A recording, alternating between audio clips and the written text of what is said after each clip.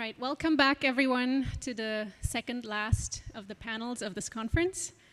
I hope you had a pleasant lunch break.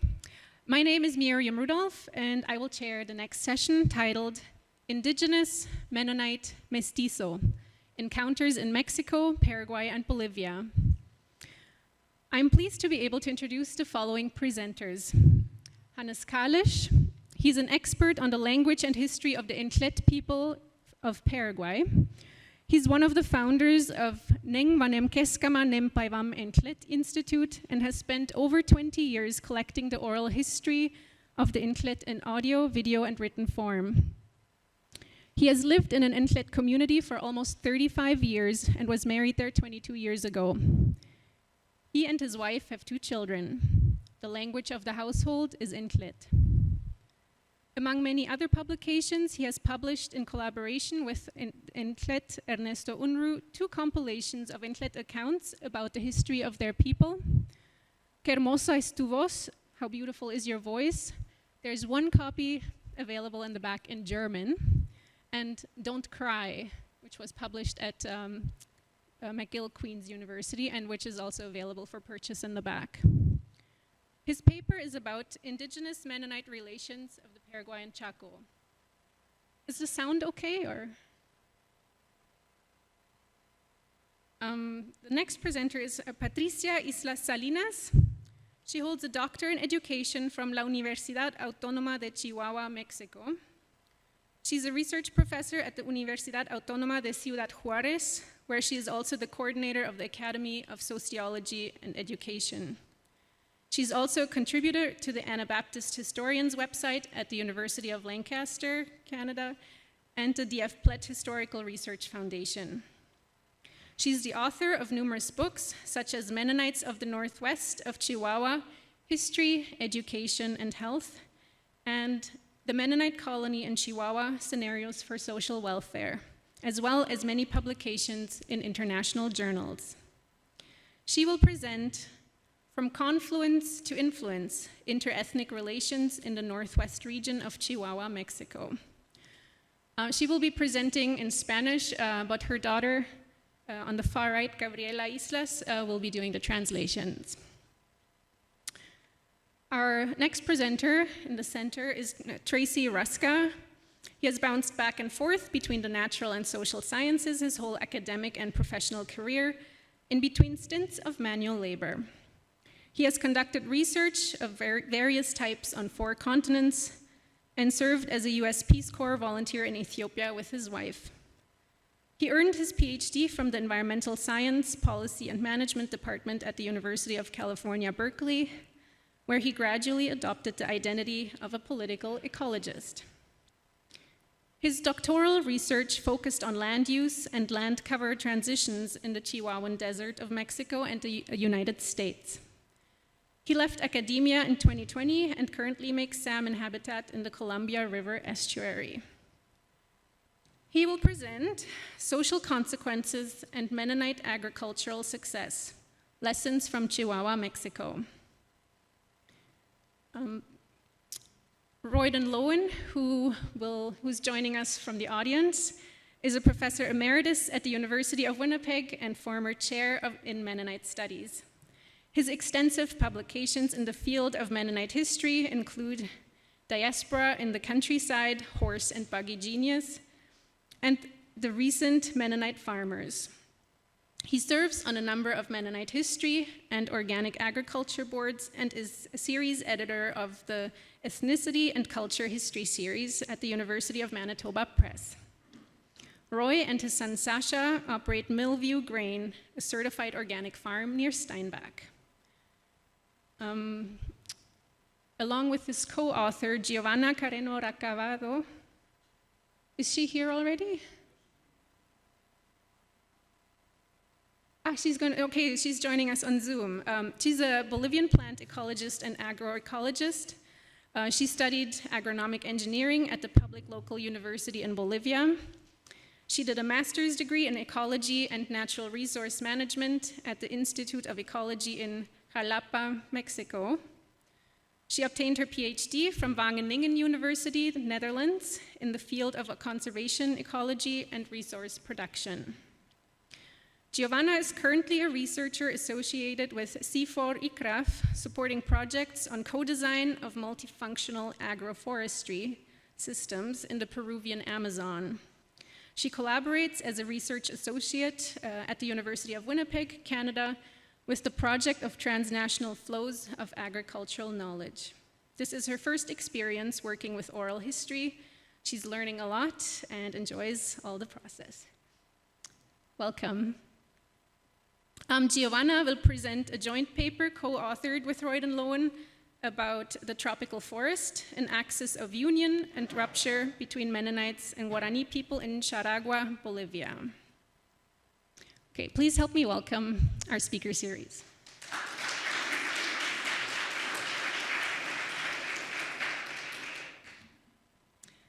Our first presenter is Hannes Kalisch. He would like to say a few words in Spanish to the audience, and then I will be reading his English translation to you. Ayer hemos escuchado mucho sobre la migración de diferentes grupos menonitas y ya es tiempo que escuchemos algo de la gente que vivía en las regiones a las cuales se mudaron los menonitas. Lastimosamente, my English is not so good. En los últimos años estuve colaborando con Miriam Rudolph y le he pedido que leyera mi presentación. Hannes says that throughout this conference we have heard lots about the migration of the Mennonites and by the Mennonites, but we haven't heard much of the people on whose land they have settled, which is what his paper will present. And unfortunately, his English isn't as good to do the presentation himself.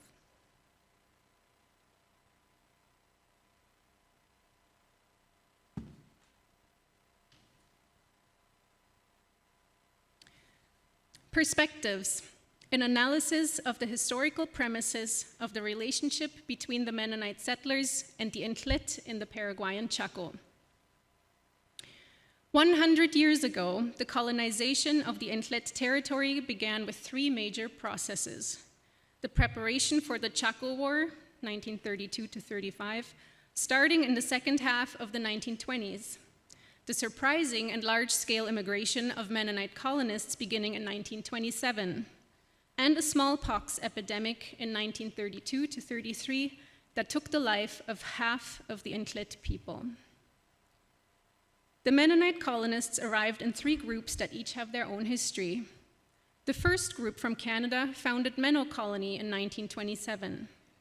The second, after having fled from the Soviet Union, founded Fernheim Colony in 1930.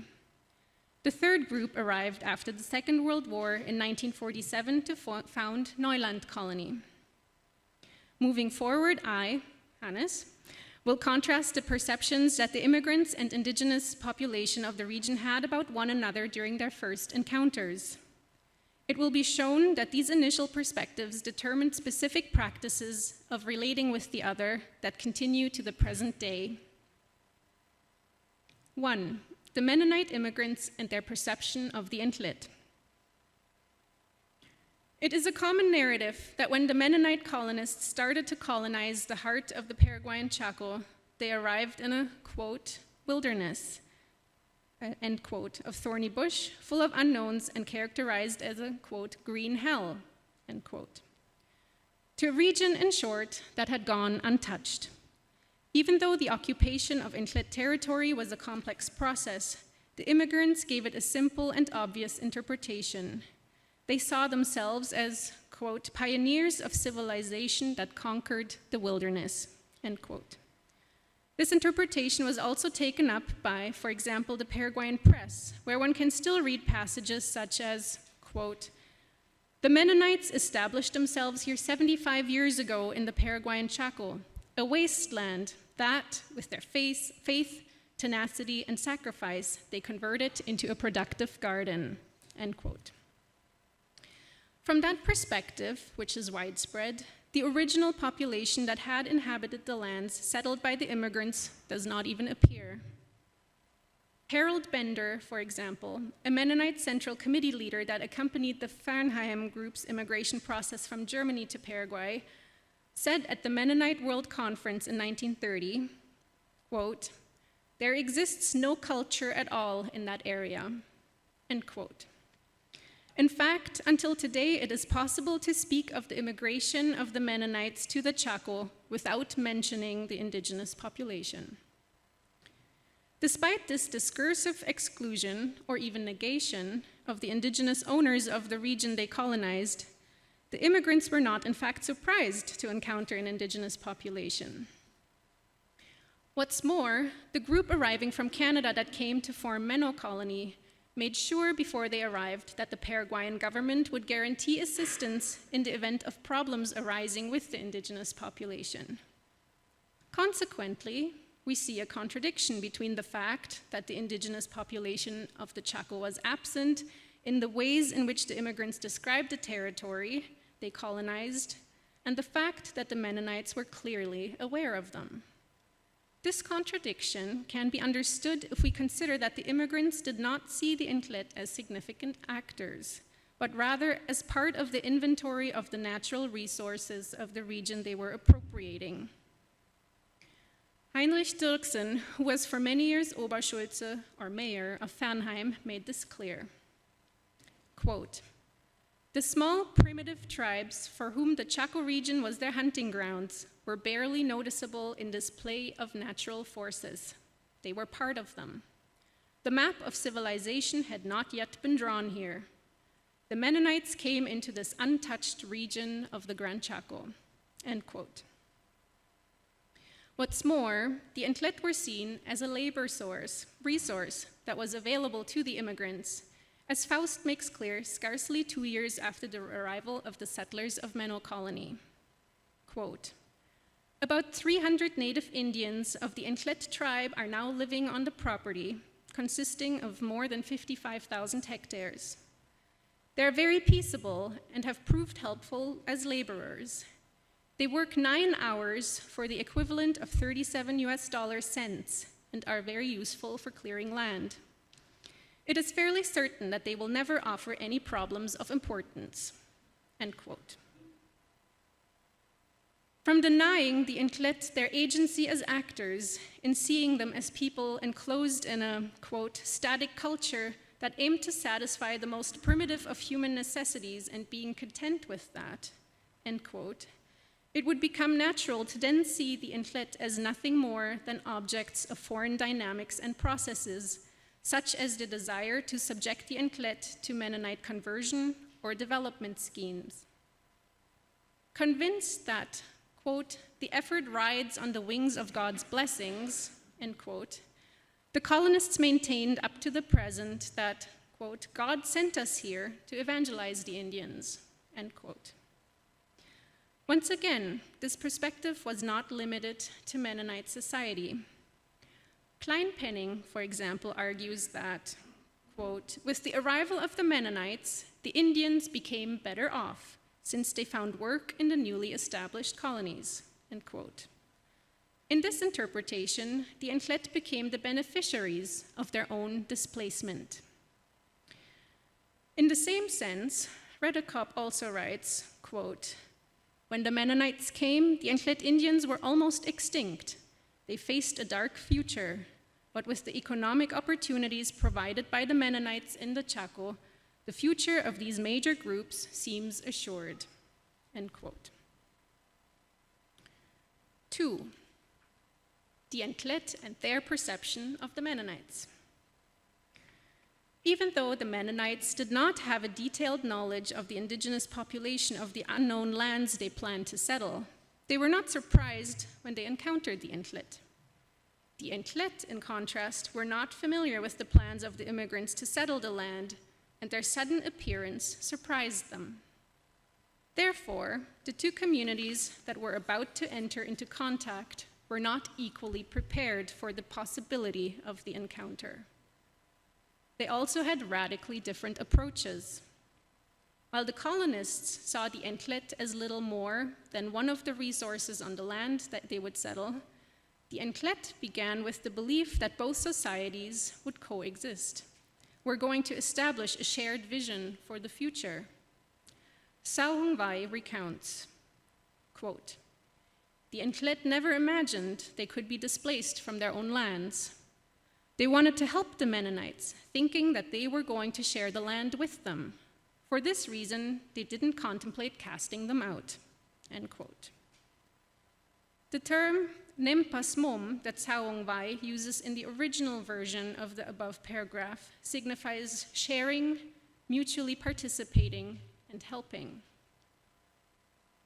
In his vision, helping the immigrants and sharing the land were both complementary manifestations of the general idea of sharing life.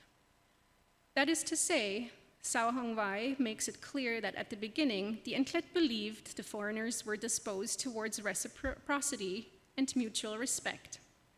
Consequently, through their behavior, they extended to the immigrants a vision of coexistence in condition of equilibrium that is impossible to achieve without reciprocity. To say this more explicitly, the Entlet that were the true owners of the land made an offering of a shared life on their lands to the new arrivals. The immigrants ignored this disposition to share on the part of the Entlet. When they gave them something, they did not view it as an act of reciprocity that would construct a shared space of common life and is concerned about an equilibrium. They interpreted it as either an offering without obligation, as an act of charity, as the price for something received, or as the pay for work. Simultaneously, when the immigrants installed themselves in the middle of indigenous territory and the Entlet offered them aid in their daily work, the colonists thought that necessity was what drove the Entlet to work for them. They did not understand the offering that was being made to them. The Entlet, for their part, did not understand the intention of the immigrants to rapidly appropriate their land and dominate its inhabitants. The misunderstanding that this produced was immense.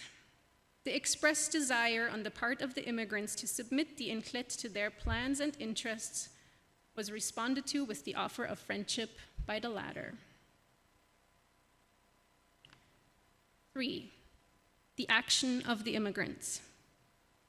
In their accounts, Entlet elders repeatedly describe the riches of their ancestral lands and speak consistently of a life of abundance, an example of which can be found in the words of Hakok Metai Haok.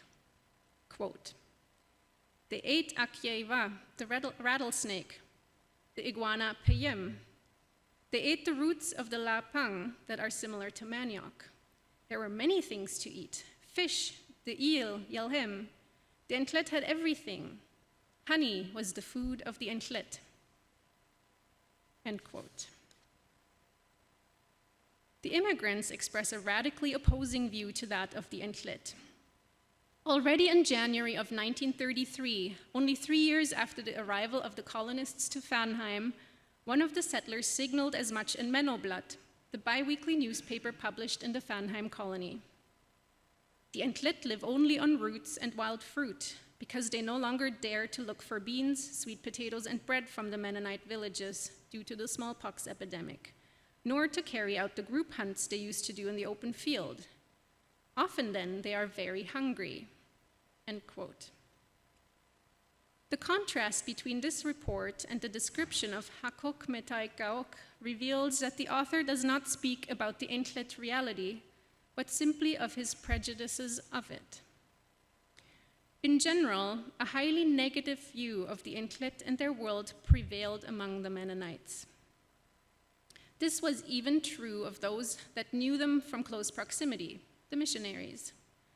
The principal missionary of the early decades, for example, G.B. Giesbrecht, affirmed that, quote, "They were poor in clothes, for only loincloths covered their nakedness. They ate meager bush fruit, snakes, lizards, and caterpillars. Their dwelling consisted of a miserable grass hut, and they moved frequently. But the inner poverty was even worse. their darkened heart, their face turned away from God, their life that knew of no salvation through Christ. This gave the Entlet the stamp of deep and terrifying poverty." End quote. The claim that the Entlet lived in a condition of generalized decline supported the idea that the immigrants should save them, or with the perspective of today, that they had already saved them. Another Mennonite missionary, G. Giesbrecht, confirmed this, quote, "The Mennonites arrived just in time for the Entlet, threatened by extinction, as a salvation that permitted them to survive." End quote. Once again, the analysis of Hakok Metaikaok sounds markedly different. Quote, "Today, the Entlet are in a truly bad condition of living. They have nothing to eat, and for that reason we tell how it was before. The Mennonites no longer share with us. They don't take into account that they arrived on our lands, that we were already here. They don't think of that." End quote. With those words, Hakok Metaikaok makes reference to the lost hope of a shared life in Entlet territory. Even though he doesn't use the term, he speaks of the dispossession that the Entlet suffered on the part of the colonists. That which the colonists proclaimed as salvation, the Entlet perceived as dispossession. The Mennonite scheme to save the Entlet crystallized in the missionary organization Licht den Indianern, Light to the Indians, that was founded in Philadelphia in 1935, 5 years after the colonists arrived at Fernheim Colony. It conformed to the image the colonists had created of the indigenous population, and the justification for this missionary work was well beyond a spiritual enterprise. Its constitution revealed it was expressly created to, quote, "civilize," end quote, the Entlet. The formation of Licht den Indianern was followed by the foundation of a missionary station at Yalvasanga and the attempts of the missionaries to gather the Entlet there in order to convert them. The process towards the desired conversion was slow. Nevertheless, as the account of Mangvayamai illustrates, the missionary work was successful in the long term. Quote, "The missionary's teaching was designed to domesticate us. His actions made us tame. Yes, that's it, he rendered us harmless. From then on, the Entlet would not react fiercely when a Mennonite berated them. They had become friends of the colonists, or as we say, their engmok. Today, the Entlet are passive and don't offer resistance. They are Christians. They have been tamed. We are Christians like the Mennonites." End quote. With the conversion, the Entlet felt that they and the Mennonites had become engmok, relatives, allies, as though their initial hopes had been realized. Nevertheless, the supposed alliance with the colonists had not come about through shared purpose. It resulted from the Entlet being subject to the interests of the colonists. Instead of an alliance, it was the establishment of a systematic imbalance constructed on a relation of dependency. Parallel to this, the Entlet perspective remained silenced. It was, as Hakok Metaikaok insinuates, silenced because of the colonists' practice to ignore the voice of the Entlet. Quote, "The food of the Entlet was rich. We ate everything. There was nothing we weren't familiar with, absolutely nothing. Today, the Entlet miss the food from before. The few still living today that experience this speak of it, but they do not know how to make their word heard."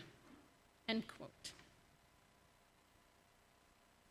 4. Conclusions. Among the Entlet, the absence of communication and the concomitant lack of balance is a recurrent theme. The settlers, for their part, feel that the Entlet, despite all of the radical changes of the last 90 years, continue to be fundamentally different from themselves. They note that the Entlet do not react or respond as they would expect them to do, and often clarify this with the expression, "still no," "still don't manage," "still don't understand." still don't know.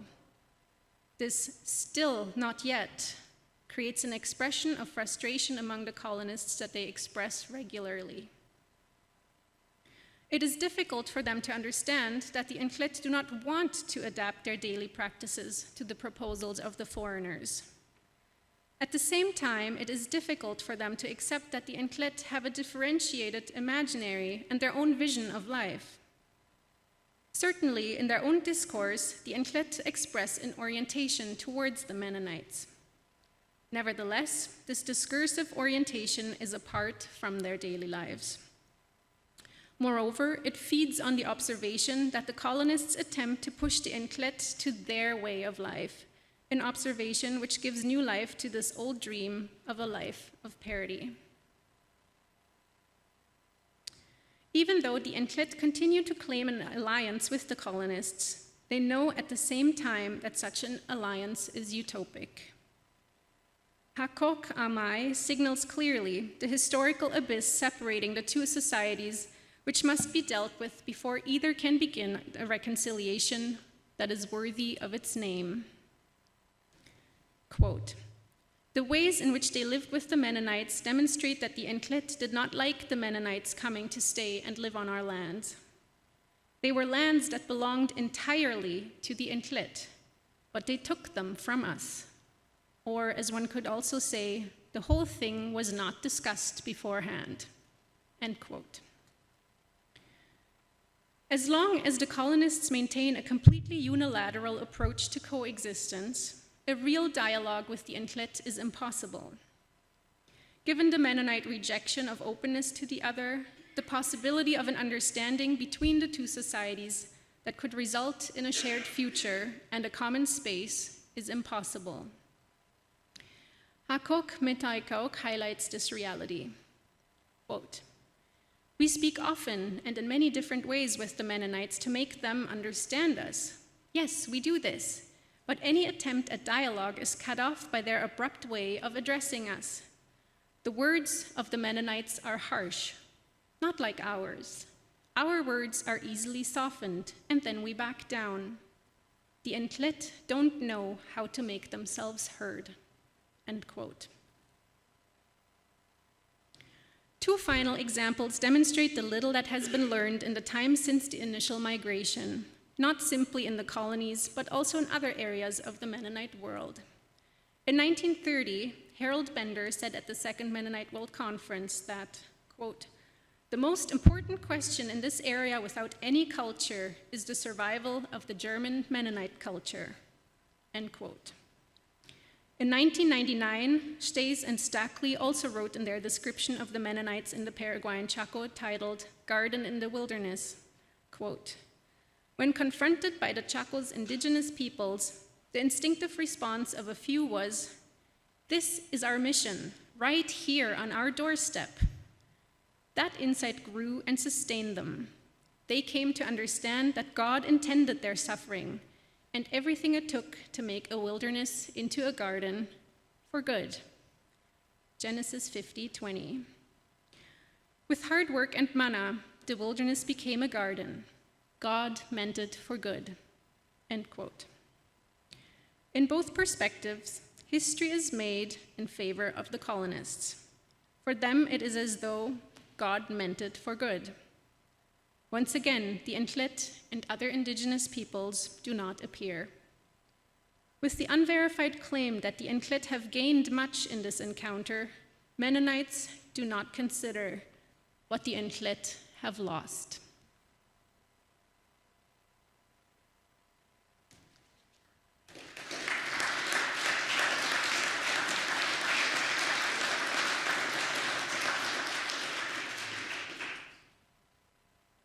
I now give the word to Patricia Islas.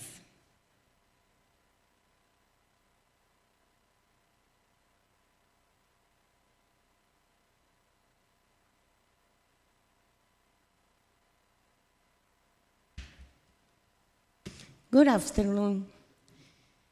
Thank you for the invitation. It's my pleasure to be here with you.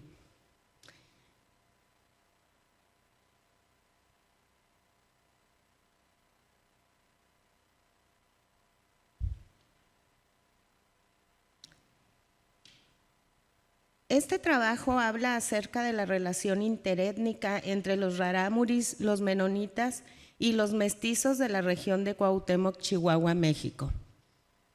This work talks about the interethnic relationship between the Raramuris, the Mennonites, and the Mestizos of Cuauhtémoc, Chihuahua, Mexico. Los rarámuris o tarahumaras son el grupo endémico de Chihuahua. Su lugar de origen se encuentra alejado del contexto urbano en donde se realizó esta investigación, por lo cual los sujetos participantes son jornaleros agrícolas migrantes. Y por otro lado, los menonitas son un grupo europeo migrante asentado en la región de Cuauhtémoc desde 1922, mientras que los mestizos viven en la región desde la conquista. The Raramuris, or Tarahumaras, are the endemic group of Chihuahua. Their place of origin is far from the urban context where this research was carried out, which is why the participating subjects are migrant agricultural day laborers. And on the other hand, the Mennonites are a European group migrant settled in Cuauhtémoc since 1922, while the Mestizos have lived in the region since the conquest. El desplazamiento de los grupos urbanos y humanos en el contexto global es un fenómeno continuo desde tiempos ancestrales. The displacement of human groups in the global context is a continuous phenomenon since ancient times. Un aspecto compartido por los grupos que se desplazan de un lugar a otro es la migración forzada, debido a factores que ponen en peligro a la comunidad o grupo. One aspect shared by groups that move from one place to another is forced migration. That occurs due to factors that endanger the community or group, including religious persecution, discrimination, economic and social insecurity. El caso que ocupa esta investigación es la migración forzada, es un punto de confluencia entre los rarámuris y los menonitas. In the case that occupies the present study, forced migration is a point of confluence between the Raramuris and the Mennonites. Los rarámuris han ocupado su lugar de origen desde antes del siglo XVI, cuando llegaron a ellos los primeros jesuitas, obligados a migrar primero a lugares alejados de los colonizadores y luego, en la época moderna, se han acercado a la mancha urbana en la búsqueda de supervivencia.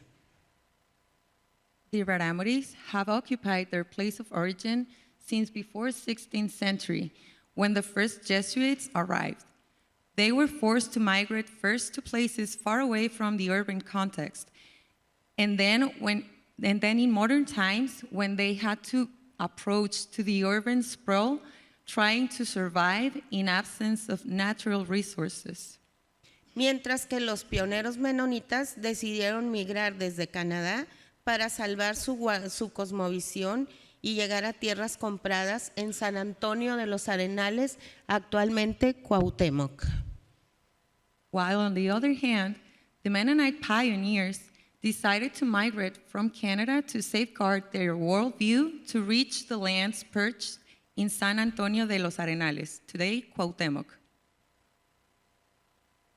Los rarámuris también son conocidos como tarahumaras. Son la etnia endémica del estado de Chihuahua, quienes habitan en la parte de la Sierra Madre Occidental conocida como la Sierra Tarahumara.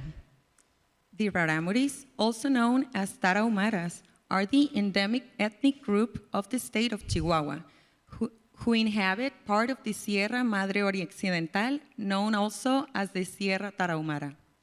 Los menonitas son una comunidad migrante asentada cerca de la ciudad. Provienen de un grupo religioso formado en los Países Bajos en Europa y han sufrido migraciones forzadas alrededor del mundo hasta llegar a México en 1922. The Mennonites are a migrant community settled near the city. They come from a religious group formed in the Low Countries of Europe, who have suffered forced migrations around the world until they arrived in Mexico in 1922. Ambas etnias tienen ejes centrales en su cosmovisión como la familia, la conservación de su identidad cultural y los símbolos culturales como el vestido, las creencias y la lengua materna. Both ethnic groups have central axes in their worldview, such as the family and the preservation of their cultural identity based on the preservation of their cultural symbols, such as dress, beliefs, and first language.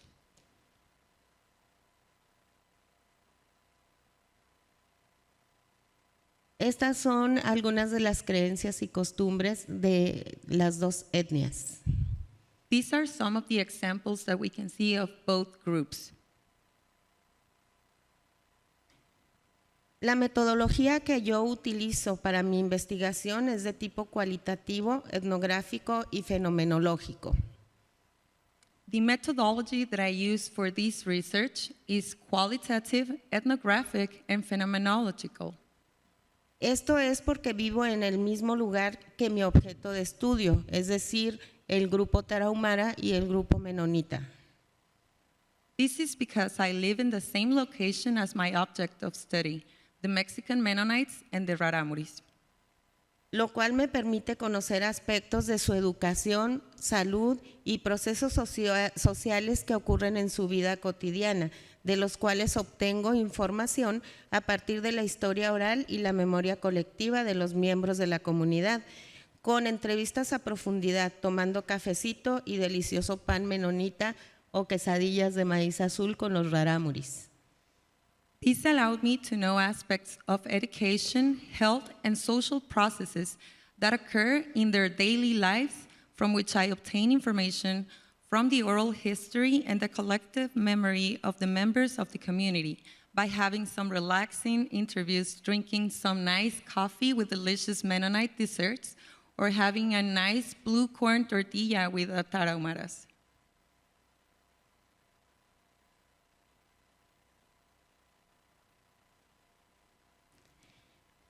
Resultados de esta investigación. Una característica de este contexto multiétnico son los matrimonios mixtos, reforzando aún más la tesis de esta investigación sobre la confluencia y la influencia interétnica. These are my results of this research. A characteristic of this multi-ethnic context is mixed marriages, which reinforced the thesis of this research on confluence and interethnic influence. La necesidad de mano de obra por parte de los menonitas y la necesidad de trabajo de los raramuris es uno de los principales factores de sus relaciones. The need for labor by the Mennonites and the need for work by the raramuris is one of the main factors of the interrelation. La relación entre menonitas y mestizos también se ha dado por la necesidad de fuerza laboral. Also, the relationship between the Mennonites and the Mestizos is because of the needing of professional workers with a college degree.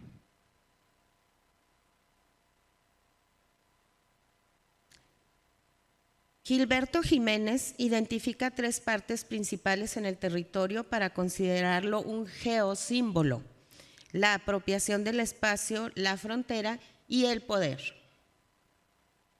Gilberto Jiménez, he identifies three main parts in the territory to consider it as a geosymbol: the appropriation of space, the border, and power, of which I will speak below. Algunos aspectos del discurso de los ciudadanos en Cuauhtémoc sustentan el hecho de convertir el territorio en un geosímbolo. Algunas frases de los miembros de la comunidad son: somos la ciudad de las tres culturas, somos la puerta a la tierra tarahumara y la tierra de los quesos y las manzanas. Some of the aspects of the discourse and representation of citizenship in Cuauhtémoc delimit and support the fact of turning the territory into a geosymbol. Some of the phrases of the members of Cuauhtemoc community have this connotation. We are the city of the three cultures. We are the door to the Sierra Tarahumara. We have the land of the cheeses and apples. De acuerdo con Jiménez, el desarrollo social y económico de una región está mediado por la identidad y la participación de la población que deriva de la necesidad de relacionarse entre sí, influenciarse y trabajar en conjunto. According to Jiménez, the social and economic development of a region is mediated by the identity and participation of the population that comes from the need to relate and influence each other and work together. En el aspecto cultural, la autoridad municipal, a través del Instituto de Cultura, realiza el Festival de las Tres Culturas. Este es un espacio en el que se presentan diferentes eventos donde se resignifica la interculturalidad. In a cultural aspect, the municipal government, through the Institute of Culture, carry out the Festival of the Three Cultures. This is a space in which different events are presented where it is intended to re-signify the interculturality from the presentation of scenarios that rescue the cosmovision of the representative ethnic groups of the city. Este es un ejemplo de las actividades culturales cuando fue el centenario de los menonitas en México. These are some of the examples and photographs that we took on this past festival where we were celebrating the 100 years of the Mennonites in Cuauhtemoc, Chihuahua. En la primera fotografía estoy entrevistando y haciendo una conferencia con Pedro Rempel, el fundador del Museo Menonita en Cuauhtemoc. On the first photograph, we can see I am doing an interview to Pedro Rempel. He's one of the founders of the Mennonite Museum in Cuauhtemoc, Chihuahua. Y esa es la moneda conmemorativa que el gobierno de México acuñó para festejar a los menonitas en su centenario. And on the other photograph, we can see a coin.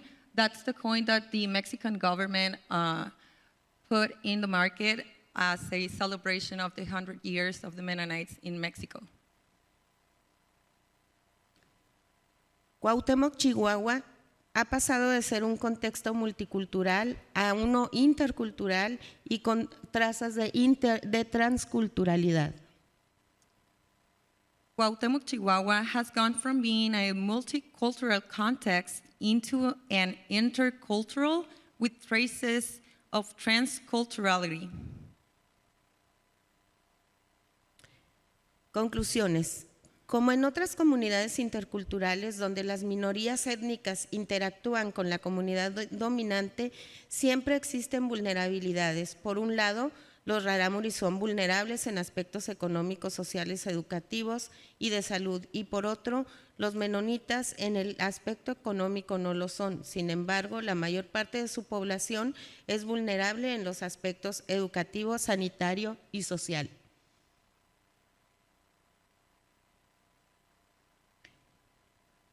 Sin duda, los espacios multiétnicos son un escenario posible para las relaciones culturales basadas en el interaccionismo simbólico, desde la conceptualización de Mead en Bloomer, convirtiendo el territorio en un geosímbolo.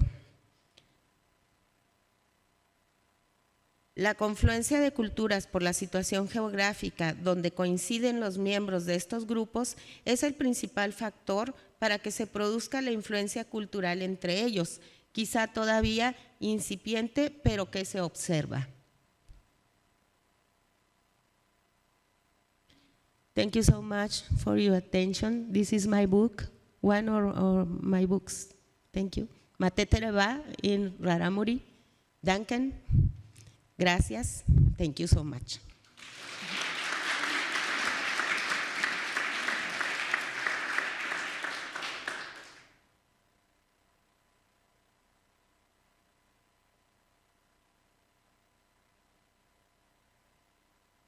Hello, everyone. Thank you for being here this afternoon.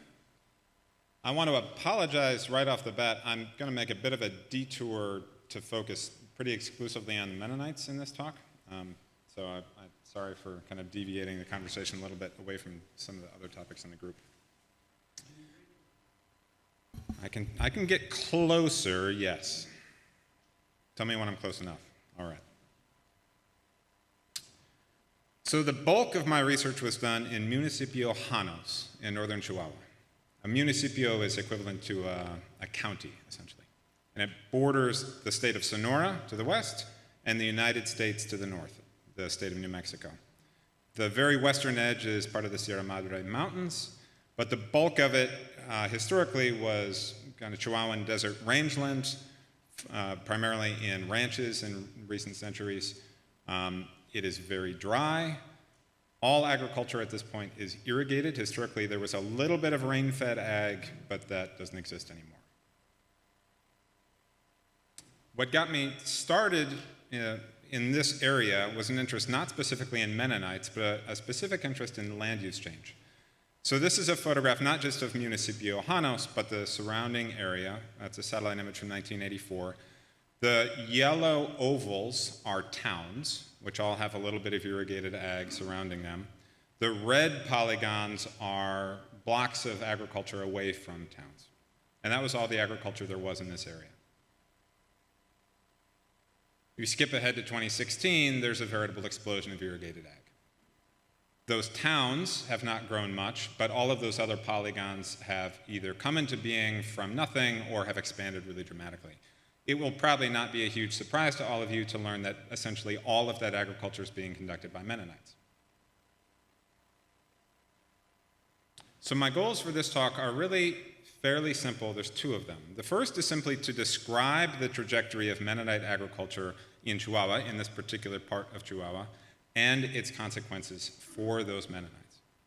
The second, and this is not going to happen during my talk, but hopefully afterwards, is to find out if scholars elsewhere in Latin America are seeing the same patterns. My suspicion is yes, and I think these patterns have been observed probably for a long time, but I don't know that for sure. So this research comes from my dissertation research. The field work was conducted in 2017. I lived in Janos for 8 months, and there were kind of two different types of interviews that I did, which make up the bulk of the research.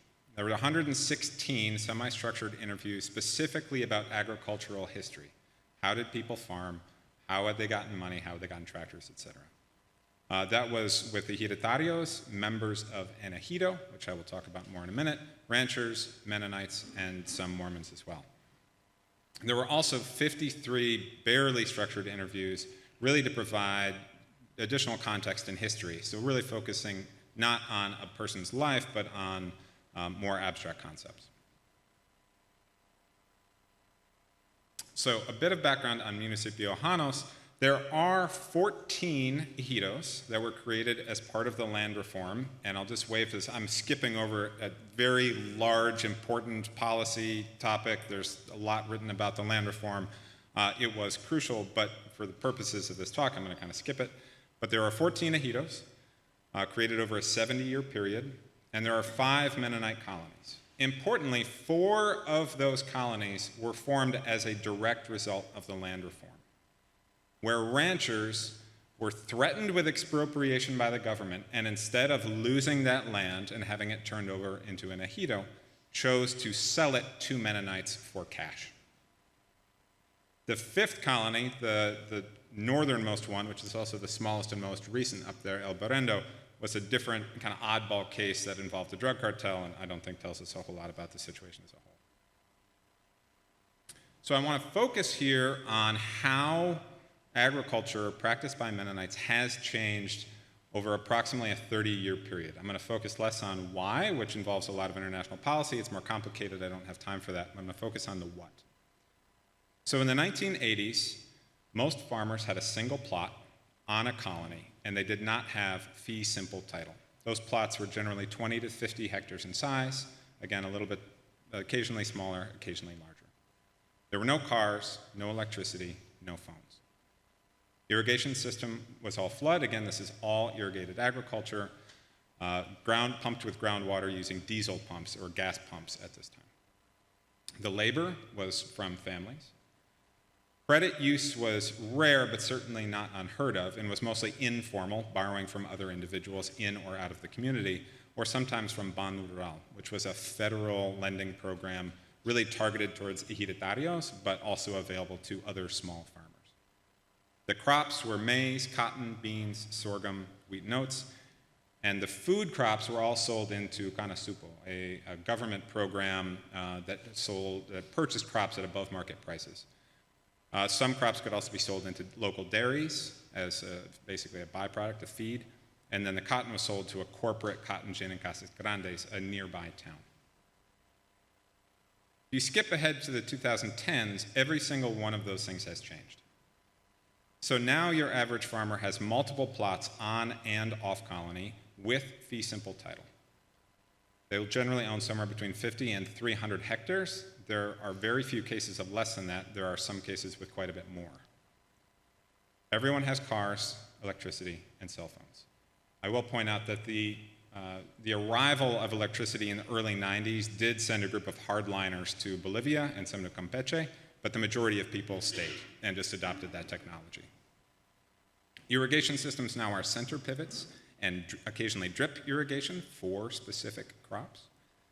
And the labor is, yes, still family, but now most farmers have either a couple of seasonal or permanent employees. Sometimes these are Mennonites, more often they're ejidatarios. And they're also utterly reliant on migrant labor. In this case, it's for specific crops, things like chiles and onions, and that migrant labor comes from southern and central Mexico. Credit is absolutely necessary. Everybody uses it. The only question is what they use it for and who they get it from. You cannot use credit to buy land or to drill a well, but it's used for everything else. The primary source is UCAXA, which to translate is the credit union of Cuauhtemoc farmers. It's a Mennonite-owned credit union that supplies credit to communities, Mennonite communities all over the state of Chihuahua. But you can also get credit for some things from cotton gins, banks, machinery dealers, and some cases from colony cooperatives, which are themselves often tied to UCAXA. The crops they grow, the number one, as of about 8 years ago, is genetically modified cotton, which is, by the way, illegal to grow in almost all of Mexico. Chiles, onions, pecans, peanuts, maize, wheat, melons, beans. Where they're sold varies on what kind of crop it is. Things like chiles and onions are sold only on contracts. You have to have a contract in order to get the crop to plant it. And those are both in the US and from Mexico. Others, things like maize, are sold into global commodities chains with a lot of buyers, can be sold anywhere. Cotton is sold into corporate and Mennonite. There's some now Mennonite cooperative cotton gins. So let's talk about the ramifications of these changes. The first of which is that farming is now, or at least can be, much more profitable than it used to be. As scale has increased, so at least sometimes have profits. And what that means is that there are more people available with cash for expanding their farms or for intensifying their production. Rarely is it used for diversification, though sometimes. The second element, which is sort of the flip side, is that startup costs have gone way up. It's harder for young men who want to start farms to do so because the equipment and the costs are so much higher. The third thing is that groundwater levels are dropping rapidly. Janos is a closed basin. The water they're drilling out of the ground is now 300 meters down. It's probably tens of thousands of years old, and it is not replenishing at all. It is dropping like a rock. The wells are, which means that the wells are more expensive to drill. It's more expensive to pump the water out of the ground. The motors themselves burn out more often and have to be replaced more often, and the wells need to be replaced more often. That's a huge cost, most of which cannot be achieved with loans. You cannot get a loan to drill a well. I want to focus for a second on land sales, which are tied up in this dynamic. There are three types of large land purchases. A large land purchase in this case usually means a ranch or a big chunk of a ranch. The first of which is church organized. This is the classic beginning of a colony. A church organizes the sale of an entire ranch, selects the people who go down and get parcels, and everybody moves down more or less at once. And this is usually for starting a new colony in a brand new area that is isolated from other Mennonites. The second type is colony organized. This is for when an existing colony has put all of the land within its borders into production and wants to expand, either for sons or just to simply expand existing farms. And they do that by organizing usually the purchase of an adjacent block of land. The third is newer, and it's simply, I'd call it private. It's when a small group of individuals or a single person buys an entire ranch and either puts it into production themselves, hires people to farm it for them, or in some cases merely subdivides it, puts in wells and roads, and sells it off at a profit. This is also increasingly common. The second aspect of this is that Mennonite colonies drive up property values, not only inside the colony, but the land adjacent to the colony as well. This is largely because of the development of roads, power lines, and a skilled labor pool, but also an inherent demand. So if you buy a ranch as a ranch in this part of Mexico, you could expect to pay $200 to $350 US per hectare. Farmland, conversely, once it's been cleared and there's a road to it, especially if there's power close by, will sell for anywhere from $2,000 to $10,000 US per hectare. Sometimes more if it's in a really good location. What that means is that it's a lot more expensive to get started to buy land. As a general rule, also, I can say that colonies tend to expand over time through acquisitions of additional land. I'm going to show you what this looks like. This is Colonia Las Virginias, which is one of the colonies in Janos, where I did a lot of my research. It started out as a 10,000 hectare block, which took many years to fully put into production. Within the last 5 years, there were two major acquisitions adjacent to it. The first of that I'll talk about, the red one in the upper left, was purchased by a single individual from Cuauhtemoc. It's 3,200 hectares, and that individual has hired a couple of farmers from Cuauhtemoc and a couple of local guys from Las Virginias to farm it for him. Fully remote farming. The second block, the purple one in the lower right, was a group of relatively wealthy farmers within Las Virginias who wanted additional land, in some cases for themselves and in some cases for their sons, pooled resources and bought 4,000 hectares of an adjacent ranch, carved it up, put new wells in, and put it into production. Interestingly, the colony itself as a governmental structure had tried to buy that block, but couldn't offer enough money. The private individuals were willing to pay more per hectare, and they did buy it. This process can happen extremely quickly. This is a case of a colony or group of colonies often called La Oasis down near Municipio Ojinaga, near the Texas border over in northeastern Chihuahua. There are actually two colonies here, but they're a little hard to see. They don't show up in these photos. In the year 2000, there were still less than 1,000 hectares of land in production. By 2008, there were 30,000 hectares in production. By 2016, there were almost 43,000 hectares in production. In 16 years, they had bought more than 100,000 hectares of land. This is still expanding. The pace has slowed a little bit. Importantly, the expansion of those original two colonies is not largely by church groups, it's by individuals acquiring large blocks of land and either parceling it up and selling it off in speculation, or paying to farm 5,000 to 6,000 hectares all at once. It takes an enormous amount of capital to do that. So social ramifications. The first of this is economic differentiation. This is not unique to the Mennonites. This has been talked about for more than 100 years. It's capitalism and agriculture. But what it means for the Mennonites is that there is now a class of extremely wealthy people in Chihuahua who are willing to invest, in some cases, hundreds of miles from where they live. It also means that there's a growing class of wage laborers, young men who cannot afford to start farming and are trapped doing other kinds of labor. As a result, migration is extremely common. This is in part because local wage labor opportunities are limited, both because people are not willing to take jobs outside of agriculture most of the time, partly by sexism, women are excluded from paid work almost always, partly by poor education.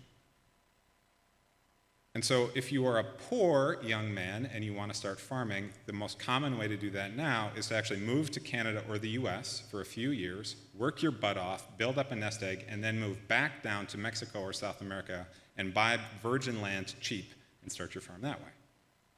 If you have a little bit more resources, maybe some land but not enough, You can sell it and buy land directly into a colony without having to go through the intermediate step of wage labor in the US or Canada. The third thing that I want to focus on is the phrase, no es justo, it is not just. This is a phrase that I heard frequently, especially from young people in the communities where I was doing interviews, but also expressed sometimes by relatively older, more established Mennonites. And the idea is that they were feeling a sense of having been cheated, essentially, of the Mennonite dream. There is a cultural idea of being an independent farmer within a conservative Mennonite community. That's how they want to live. They've been told that they will be able to live that way, and yet the very structure of Mennonite agriculture prevents them from doing that. And that feels unjust, and they're pissed off about it, but they don't know what to do about it. So to summarize, colonies tend to start out relatively egalitarian, in part because churches pick who starts there. But they grow less equal over time through consolidation and as they expand onto adjacent lands. Young Mennonite men generally prefer migration as a temporary measure to secure more money to secure farms than they do diversification into non-agricultural livelihoods. The idealized Mennonite model of agriculture in Chihuahua is neither socially nor environmentally sustainable, but there are no institutions to correct this. Nobody knows what to do about it. They'll complain about it to me as an outsider, but they don't talk about it themselves as a community.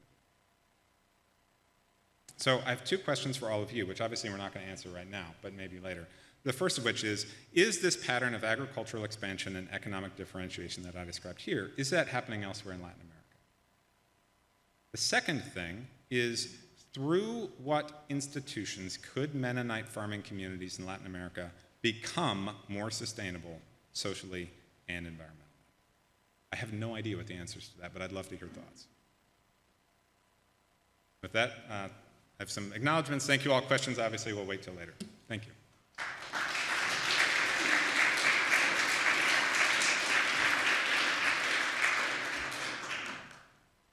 All right, the next presentation is by Geovana, who joins us via Zoom.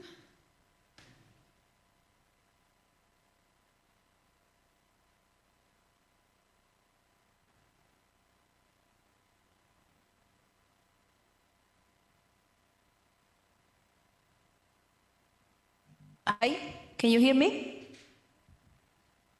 Yes. Okay. Good evening. Thank you to invite me. This is a work done by Royden Lowland, who is there in the public, and myself. Unfortunately, Royden cannot tell his part, so I have the enormous responsibility to do this. The title of our research is Option in the Tropics, Indigenous and Mennonite Farmers Meet MCC in Lowland, Bolivia. And this is part of the Transnational Flow of Agriculture Knowledge project that is led by Royden. Okay, the presentation is organized in two parts. One part was done by Royden, an analysis of the first generation in Bolivia from 1960 to 1985. And the second part is more based on interviews that I did in the period of 1980s to 2020. Before to give the analysis of the Royden, I will just tell you that Bolivia is located in South America, in the area where the Andeans and tropical forests encounter. This contrasting biophysical context has a huge influence in agriculture and culture, and altogether has played an important role in the approach of MCC work. So this shows a bit of the context. Santa Cruz, where I live, where I did the interviews, is one of the 9 departments of Bolivia and is located in the lowland area. Just some picture to show you what we are speaking about. This is the highlands in the Andean Plateau. All the lands are very high and very cold. Then we have the valleys, which are more intermediate ecosystems with more template environment, template temperatures and higher agrodiversity. And the last are the lowlands, where you can find huge areas and with humid region and also very dry. These are like 3 big contrast regions in Bolivia. So what, close this, sorry. So about the rodents analysis, in 1960, MCC entered into an agreement with the Bolivian government to provide agriculture and health assistance to newly arrived Mennonite settlers from Paraguay. In the same year, it renewed its commitment to place American Mennonites, conscientious objectors, the Paxmen, in Bolivia. In 1968, with the zenith of the Vietnam War producing ever more Paxmen and the massive migration of all colony Mennonites from Mexico, a two-pronged programs have become firmly established. One focused on reforming the Mennonites and the other on agricultural expansion among highlands translocated indigenous people in the lowlands, as just I show you the places. Those programs of agricultural reforms demanding attention for local context.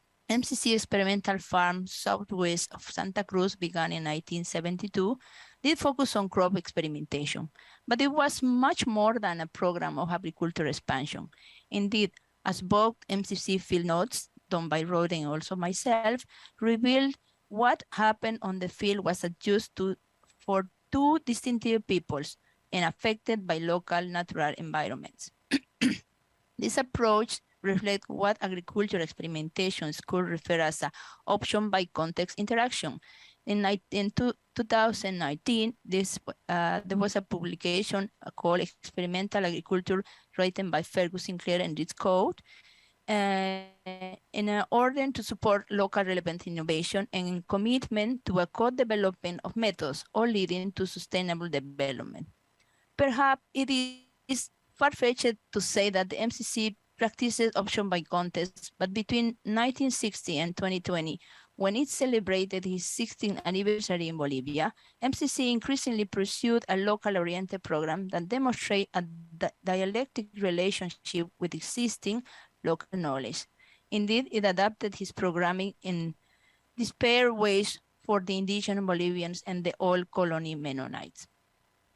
MCC began in 1960 with an ambitious plan to bring agricultural advancements to Bolivia and to the primitive Mennonite settlers at Tres Palmas in particular. The MU, drafted by MCC Director Frank Wins with the Corporación Boliviana de Fomento, made MCC intentions very clear. Its staff will support, quote, demonstration programs such as poultry, hogs, and dairy improvements, close quote, run by mechanical or similar skilled workers, and improve road connection to Santa Cruz. That's, quote, improving the agricultural production of the area, end close. By 1961, Harold Bender, executive director of MCC, was informed to success at Tres Palmas. Hilek and Stiglinde de Jong has been dispatched. Stiglinde has home economics instructor, and Hilke, the husband and agricultural man, focused on increasing pork and milk production. The hope was the MCC initiative will open doors with conservative Mennonites. Yes, according to reports between 1968 and 1971, MCC's ideas for modernization at Tres Palmas focuses on a modern cooperativa, was resisted by many who recall the cooperativa at Meno colony in Paraguay. It was all but a modern plot, say the Mennonites. Quote, we sign away our property, end quotes, open quotes, get robbery by my own people, end quotes. It makes, quote, Russia looks like the land of freedom, end quote. And it is all run by the MCC workers who, quote, don't go to the church, rather drive trucks than work, end quote. A similar response came in 1968 as all colonized arrived from Mexico. Canadian Arthur Dreyer hoped in August 1967 that MCC might, quote, serve these people in a more real way, end quote. But when Alfred Coop visited them in 1968, 1 year later, he was astonished by their economy and energy as villages popped up in the jungle featuring houses, quote, and usually beautiful for pioneer settlers, end quotes. And as farmers planted corn and sorghum with plants for cattle, cotton, wheat, and cheesemaking. A decade later, it was clear that MCC had gotten the message. Field report from Canada declared in 1979 cast MCC's work in a new light. One report led taking a group of Bolivian farmers to tour a Mennonite colony to see, quote, the Mennonite way to taking care of dairy cattle, end quote. They hear a Mennonite veterinarian describe regional disease, and an animal traction demonstration apparently delighted the Bolivian visitors and Mennonite farmers alike. And Pet's main triumph for 1981 was not the failed pastures on the Mennonite colony, but the first shipment of 400 books for an envisioned 5,000 book library at Centro Meno in Santa Cruz. MCC was about knowledge expansion, not forced modernization. Other reports at the 25th anniversary of MCC in Bolivia in the middle of 80s reveal a similar picture. Indeed, reports by Canadian Bruce Webb indicate MCC had developed a key appreciation for both the old colony's local knowledge and even their old communitarian institution. Webb hoped that all colonies straighten as a people and become, quote, sensitized to the needs of their Bolivian neighbors, end quote. While they might still think of MCC as a, quote, church out of to seduce them, end quote, Webb lauded their traditional mutual aid societies and was unequivocal. By all means, spread of building knowledge through the Mennonite posts, but let us not build instruction, was in quotes. And I'm his preached time and again. At the same time, through MCC listened to local option and in 1968 laid out what became the philosophy behind its animal traction program. In one report, Paxman Davis says it all rather frankly, quote, here in the Chapare, everyone hoes coca by hand and carries what have you to the road on their backs. At the same time, they cry out for tractors, roads, and pickups. I think that this is ridiculous, moving into the Jet Age from the Stone Age, end quotes. He suggested they use, quotes, oxen, mules, and horse before clamoring for tractors, end quotes. By 1971, Paxman Merlin Yoder described how with December rains, quotes, a few hectares of land in Tajibos was being turned over by a horse-draw implement, end quotes, a most momentous sight in a long while, between quotes. Over time, MCC's desire to understand the indigenous way became more stronger. Report from Canadian Ron Bits of Surutu and Atacama from June 1978, for example, highlighted his learning of indigenous way. Certainly, there were traces of Green Revolution, theatrics, grass seeds from the British mission, and a brand new systemic herbicide called Roundup, albeit disappointingly lethargic. But Beast's opening lines signal a different perspective.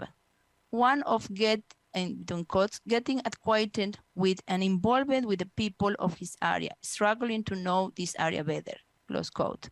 It was similar to a 1981 report by fellow Canadian Phil Bender, now MCC director, in which he looked back on the decade of the animal traction program with a particular pride.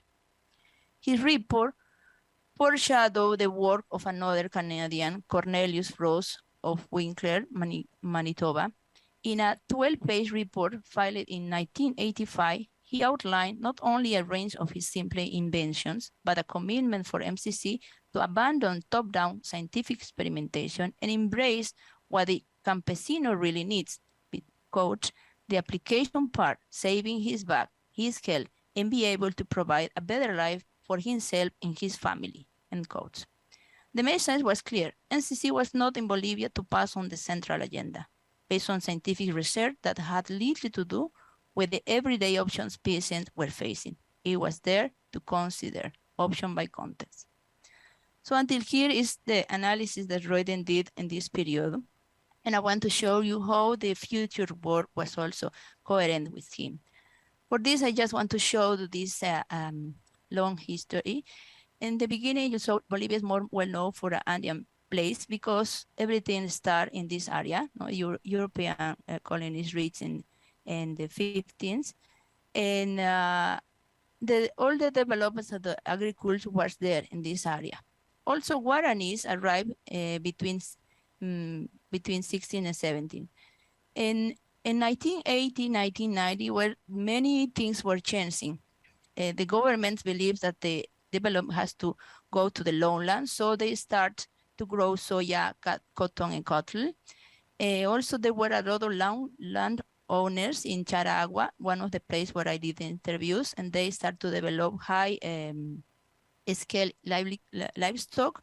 And Guaranis who lives there, the indigenous people, they were dispossessed of their lands. Also, there were a migration from the Andean to the lowland because in the Andean, the price of the miners start to fall. So there was economic crisis and it started a lot of migration from the highlands to the lowlands.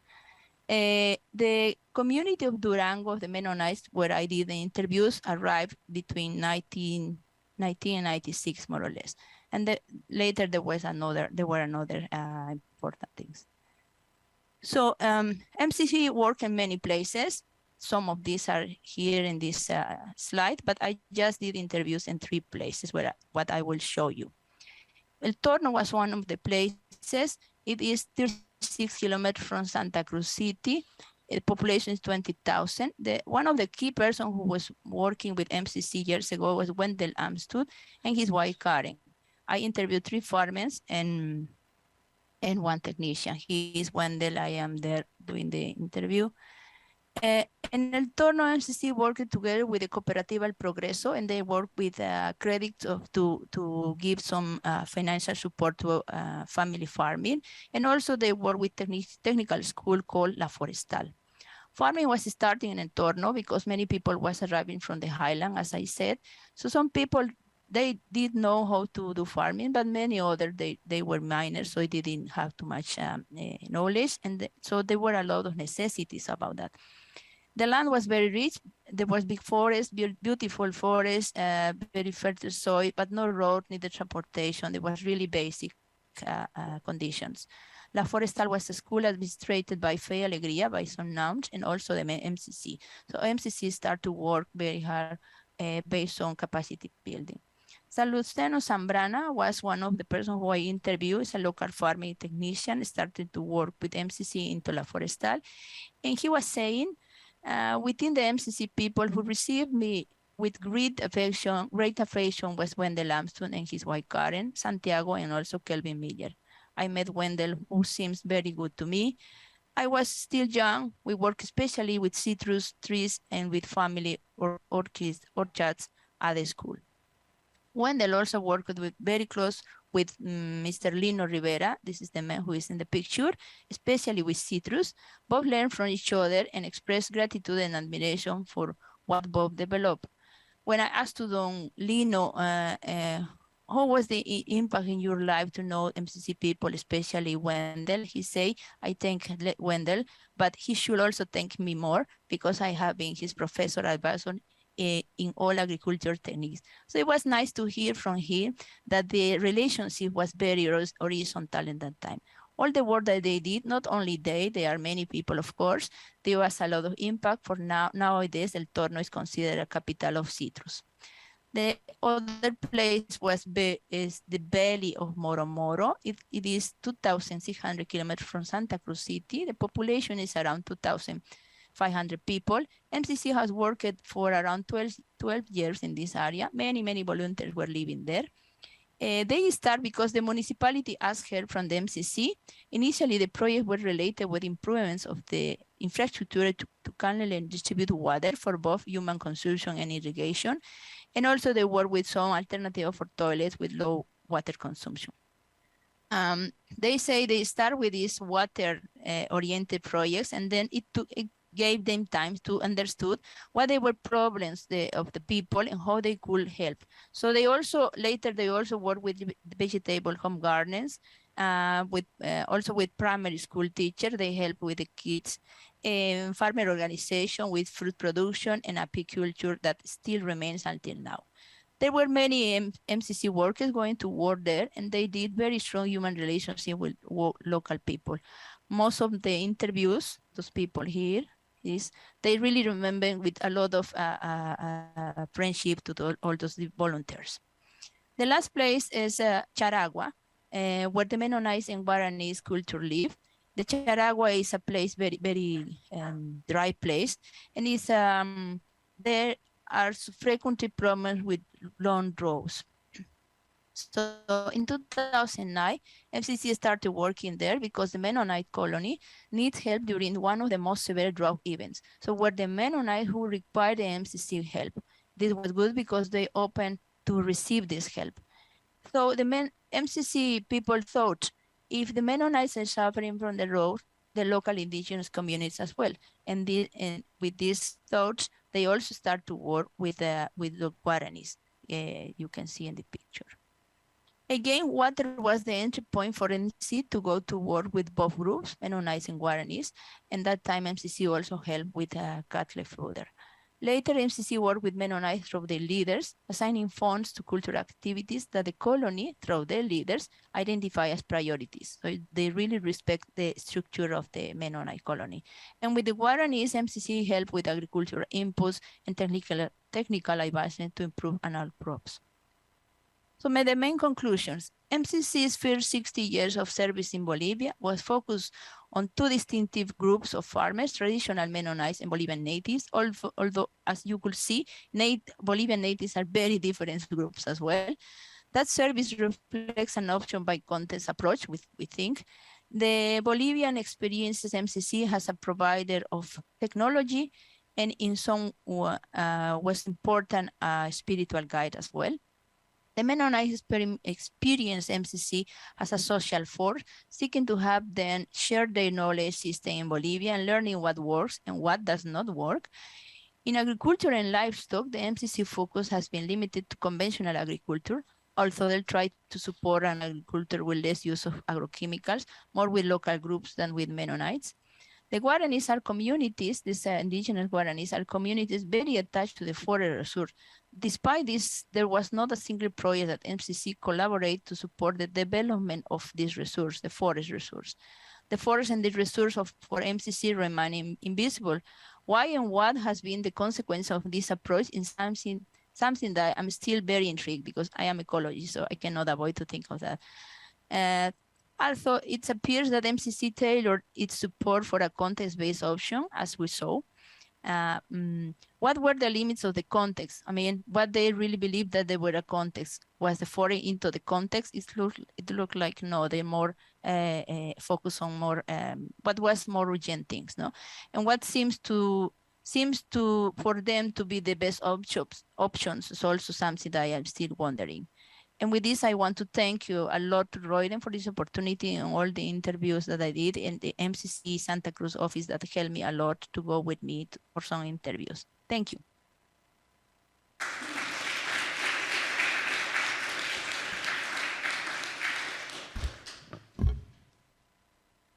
Thank you very much for the presentations. We now open the floor to questions, first from the audience present in the room, but also to participants online. Feel free to send your questions via the Q&A option on Zoom.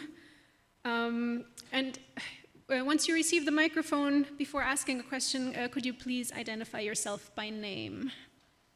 If there are any questions for Patricia, Gabriela will translate them for her and the responses as well. And for Hannes, I'll try to be the in-between person. I'm not a professional translator, but I'll do my best. Are there any questions for the speakers?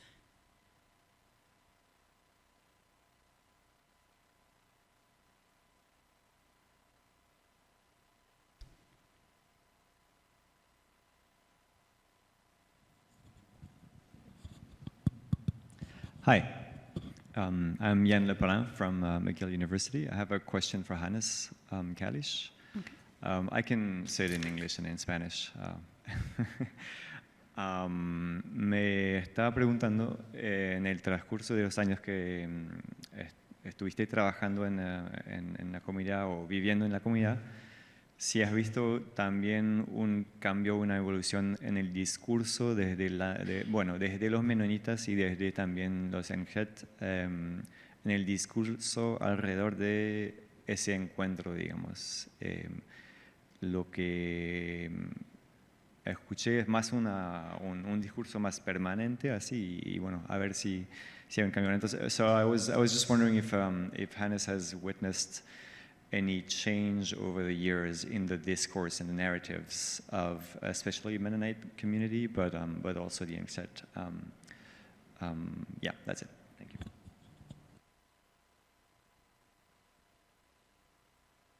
Sí, en mi ponencia he descrito la base histórica del relacionamiento. Y claro que en las comunidades ha habido un cambio permanente, un desarrollo permanente del discurso con relación a la inmigración menonita.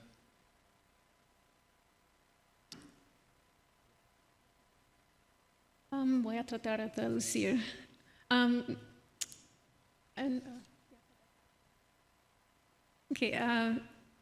Hannes presented the historic base of communication in his paper, but of course, in the communities, in the indigenous communities themselves, there has been a change in the discourse.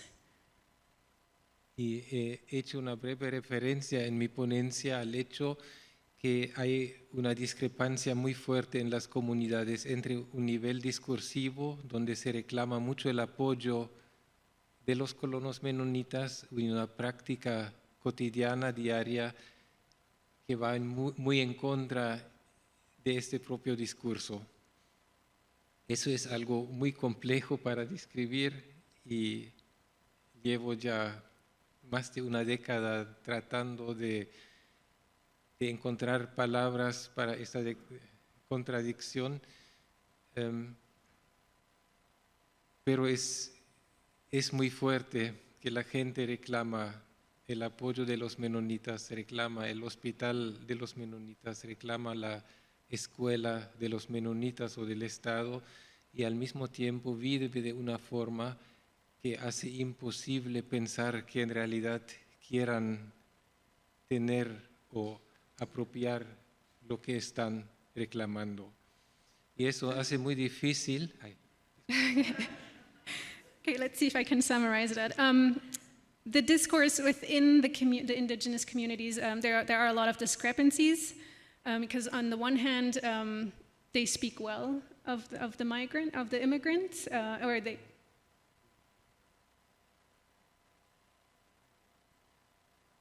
Okay, yeah, they approach the immigrants a lot for help, and they ask for things like the hospital and the schools. But at the same time, their lived experience is very complicated, or it's very different from what they wish it would be, and it's a very complex subject to put into words. But there is that discourse still happening in the communities. Did you want to add something to that response? Okay. Quiero terminar. Y muy breve, y eso crea una gran dificultad, obviamente, para la comunicación con los menonitas, porque los menonitas solamente escuchan los reclamos y muchas veces se sorprenden por las prácticas cotidianas de los Enjet y no entienden la práctica de vida y el discurso como una unidad que de alguna manera debería escucharse no solamente con los oídos, sino también observando.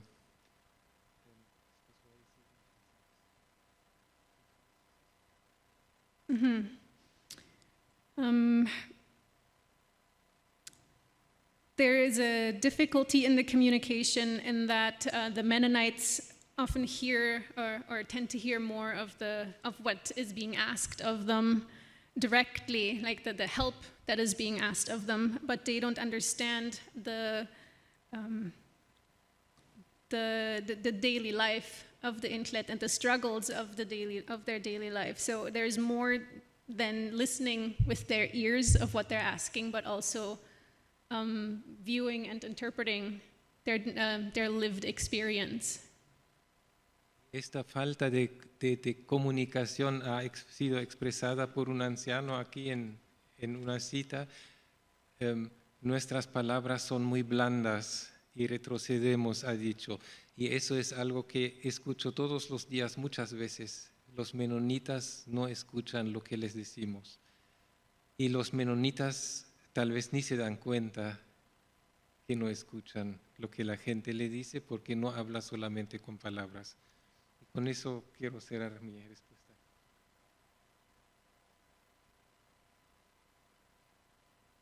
So there's a real or genuine communication missing in that relationship, and as he cited in his paper, as Hannes cited in his paper, he hears it frequently being expressed that our words are very soft, and the Mennonites don't hear us, or they don't get the sense of what we're trying to communicate.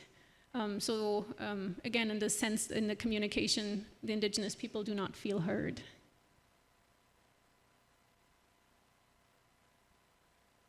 Are there any other questions? There was a question over here. Yeah. Yes, Blake Ham, my question is for Tracy. Tracy, you had remarked that there's no institution that exists to correct this inherent lack of farmland, this growing up to wanting to farm and live an agricultural life, but there's just not enough land.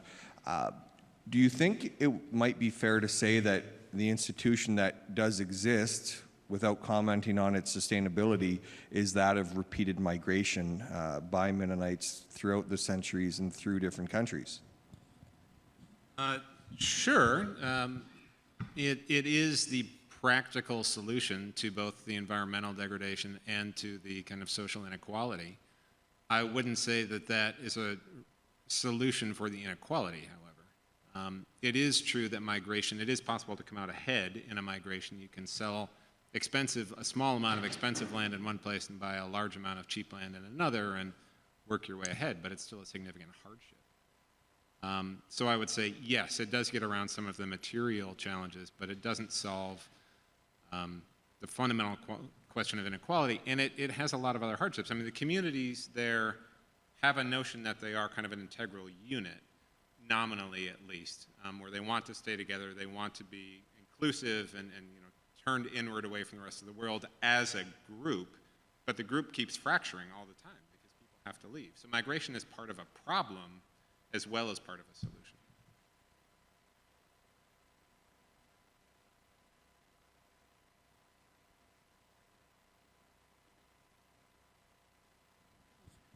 Okay, yeah, sorry about that. Stan Giesbrecht.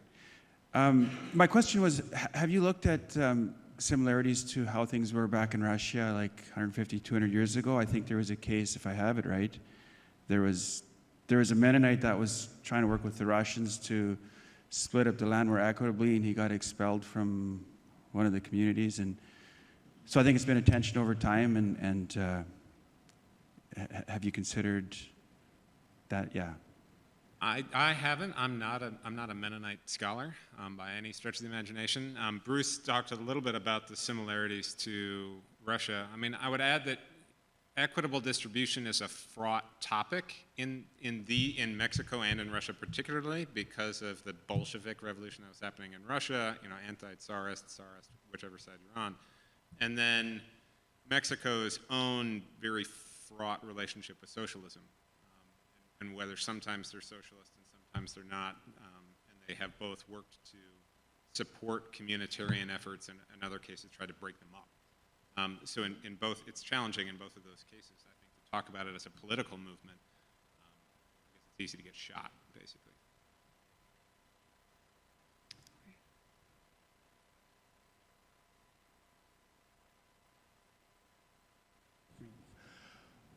Bernie Taves is my name.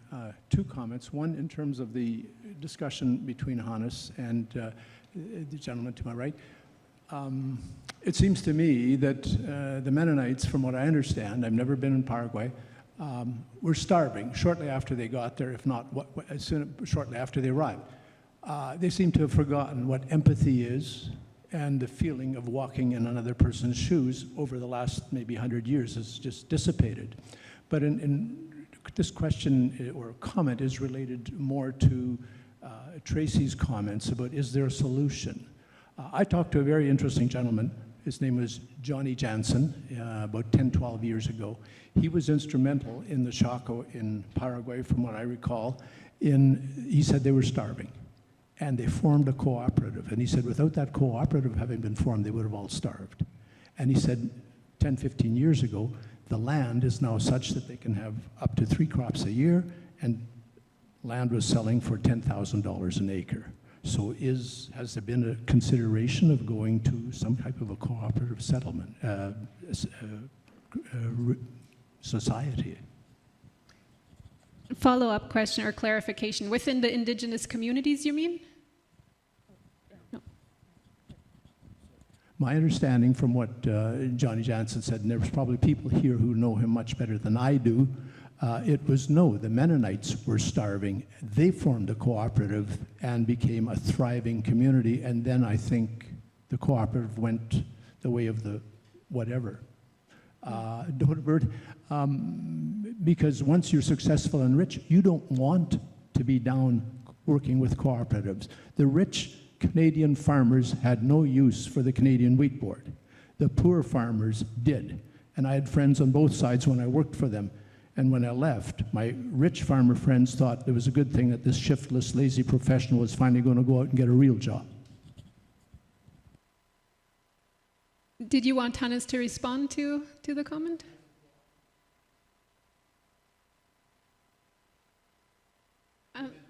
Sorry, I can't hear the question. Could you please pass the microphone back? I can't hear.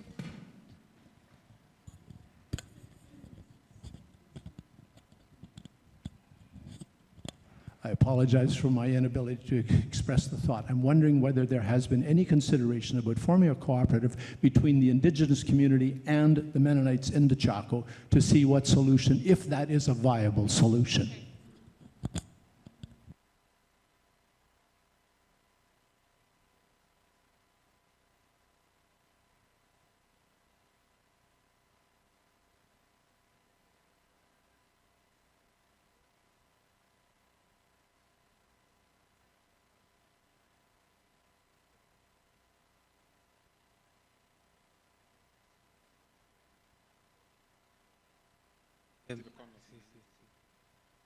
Bueno, eso es lo que intentan de hacer los menonitas con las comunidades indígenas, de iniciar cooperativas.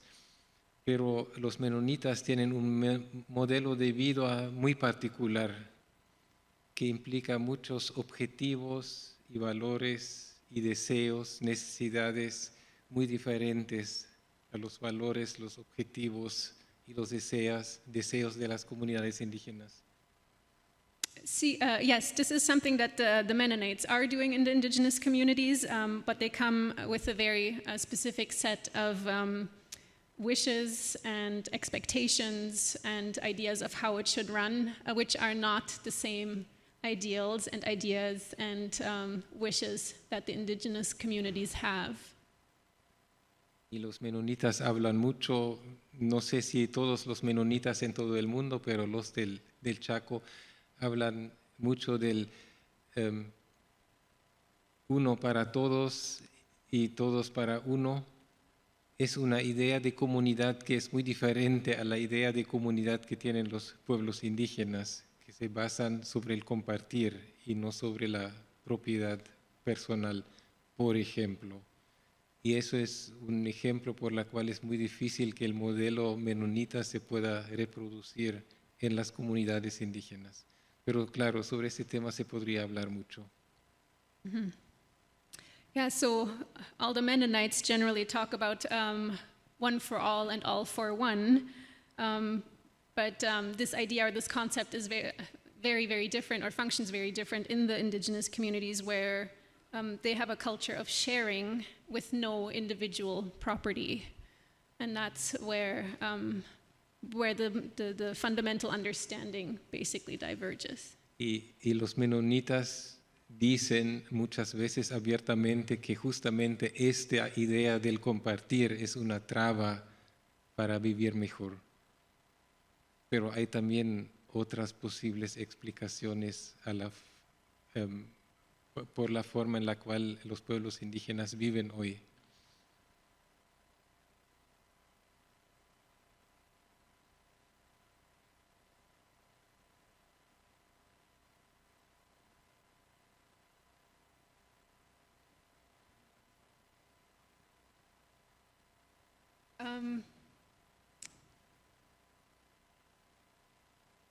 Can somebody help me along here with the, sorry?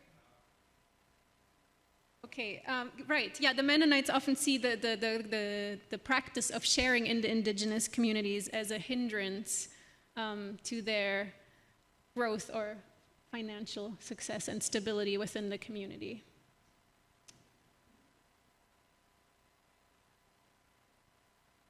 Are there any other questions?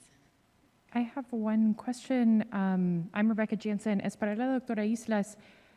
I'll repeat myself in English in a second. Me interesaba mucho la comparación entre las personas rarámuri y menonita, porque muchas veces se habla de las tres culturas, pero muy pocas veces, de hecho, se hace un análisis tan profundo de las semejanzas y las diferencias. Lo que yo pues me pregunto es, pues qué bien que se aprecian las tres culturas, no sé qué, no sé cuánto, pero ¿los menonitas realmente se dan cuenta del hecho de que son personas indígenas al lugar y qué significa eso en el contexto, pues en el continente americano y sobre todo en México? Porque los menonitas, por ejemplo, recibieron pues su rostro en la moneda de los 20 pesos y los indígenas cuando aparecen en cosas institucionales de la cultura, nada que ver con la cultura particular rarámuri, es una idealización de los indígenas que desaparecieron en la conquista misteriosamente, ¿no? No es como que siguen viviendo, que siguen con su idioma y siguen con su tierra. So, my question is, I really enjoyed the presentation and actually seeing a deep analysis, because a lot of times when people talk about Northern Mexico, they're like, oh, there are three cultures, but they don't talk about, how, like, the particular details of them.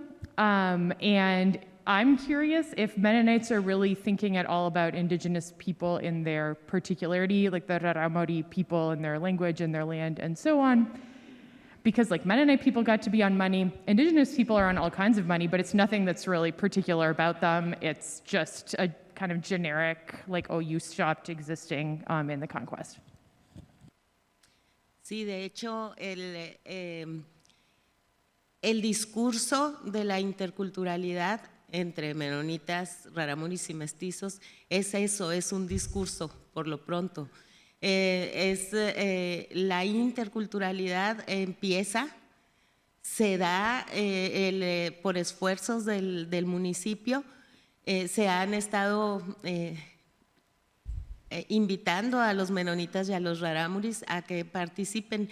Sin embargo, los rarámuris son muy vulnerables en el contexto de Cuauhtémoc porque no practican sus costumbres y sus tradiciones porque en la ciudad no pueden hacerlo.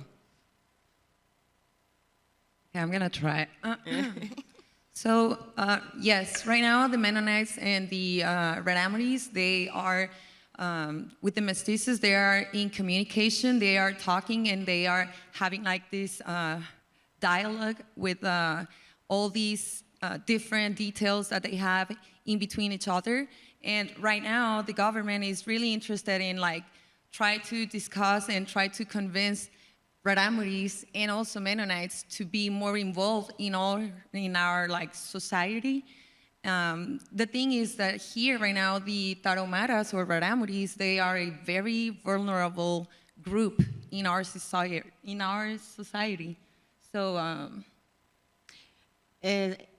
entonces lo que pasa es que los menonitas apoyan a los rarámuris dándoles trabajo, porque ellos llegan de la Sierra Tarahumara sin pertenencias como migrantes a conseguir trabajo como jornaleros. So right now what is happening is that Mennonites, they are actually supporting all the Rarámuris that are coming from the Sierra Tarahumara without any money, without any belongs, and the Mennonites are technically adopting these raramuris into their own communities, and they are helping them by giving them work.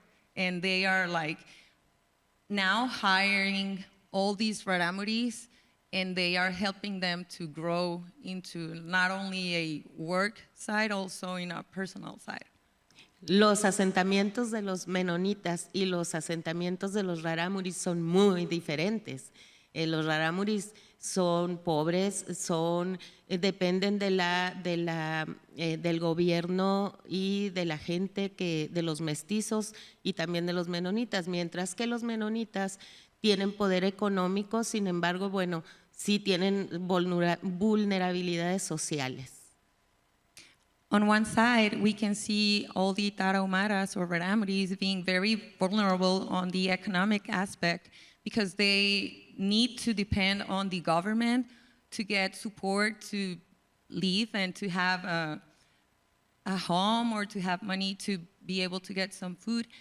And on the other side, the Mennonites, they are now helping the raramuris by giving them some kind of support, but still Mennonites, they are a vulnerable group.